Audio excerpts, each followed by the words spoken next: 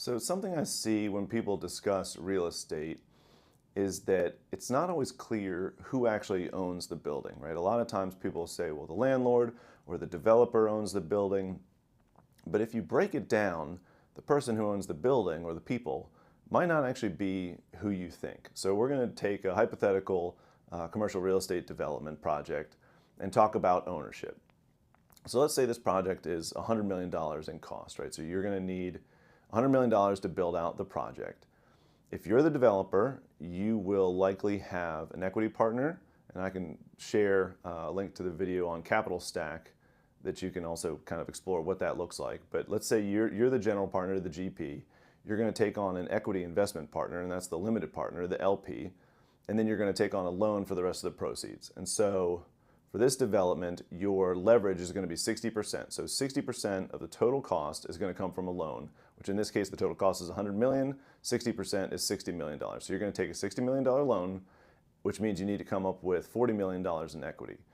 A fairly typical arrangement for a general partner and limited partner is called a 90-10 split. And so the limited partner is going to provide 90% of the equity, and the general partner is going to provide 10% of the equity.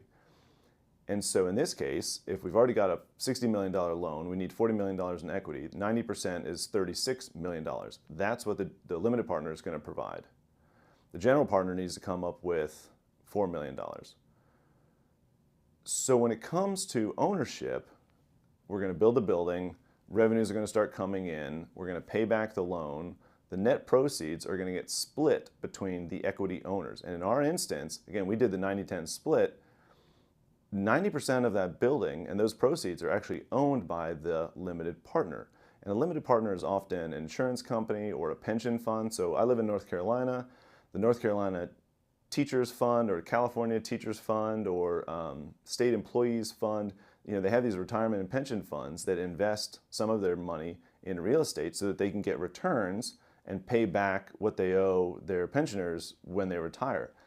And so in reality, 90% of that building is owned by the teachers or the firefighters or the people who have taken insurance policies with those large insurance companies.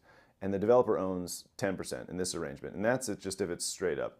Sometimes there are different arrangements. The more risk the general partner takes on, they may have preferred returns, and their returns actually might be higher than their 10%.